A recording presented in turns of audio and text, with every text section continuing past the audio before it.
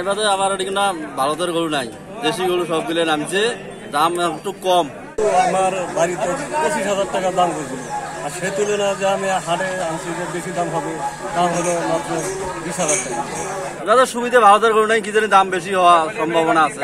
এখন পর্যন্ত তো বাকির খরিদদের কম, একটু বেলা বাড়িলে যদি আসে।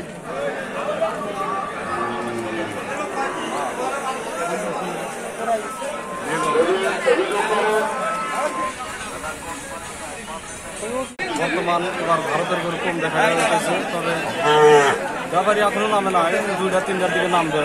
তবে আশাবাদী আছে আমরা গরু বেচতে পারবো। দুধ খাওয়াইছি, ভুসি খাওয়াইছি, ফিট খাওয়াইছি, এই পর্যন্ত আমরা কোনো অন্য খাবার। এবারে আমার না ভারতের গরু নাই, দেশি গরু সবগুলো নামছে, দাম একটু কম, বাজার একবারে কম। আশা করছি যদি নিজের নকবাক যদি কিছু দাম পাই। এবারে সুবিধা ভারতের গরু নাই, কি জানি দাম বেশি হওয়ার সম্ভাবনা আছে।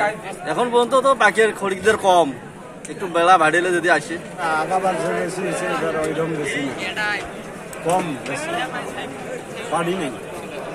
আগাবার বাজার ভালো গেছিল, এবার একটু বিক্রি করতে আসছি। 1 বছর যাবৎ গরুটা লালন পালন করছি, বাজারে এসে বাজার কম, গরুটা বিক্রি করতে পারছি না। আশা করি সামনের জন্য বাজার ভালো হয়, আমরা গরুটা বিক্রি করতে জন্য সঠিকভাবে পারি। গবাদি পশু সুরক্ষার জন্য ভেটেরিনারি মেডিকেল টিম আমাদের কুড়িগ্রাম উপজেলা ভেটেরিনারি সম্পদের দপ্তর থেকে আমরা এখানে অবস্থান করছি। গবাদি পশু এই স্টোর থেকে অন্যান্য কোনো অসুস্থ গরু দেখা দিলে আমরা সঙ্গে সঙ্গে সেটার ব্যবস্থা গরু পালাশালা করি, সারাদিন মাঠে গরু চড়াই গরু নিয়ে আসি।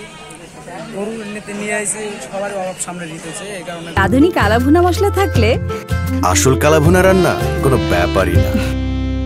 গরুর কোনো দাম নাই, এই কারণে সবাই চাপ নিয়ে আসছে, গরুর দাম নাই, এখন গায়েটা আনো নাই। গরু আনছি 18টা 17টা, কিন্তু গায়ক নাই, দামও নাই গরু। ইন্ডিয়ার গরু নাই, এটা আমরা প্রতিবারই হয়তো আসে, কিন্তু কোনো আশা গরু কোনো ব্যবসা। আমার বাড়িতে 25,000 টাকা দাম করেছিল, আর সে তুলনায় যে আমি হাটে আনছি যে বেশি দাম হবে, দাম হলো মাত্র 20,000 টাকা।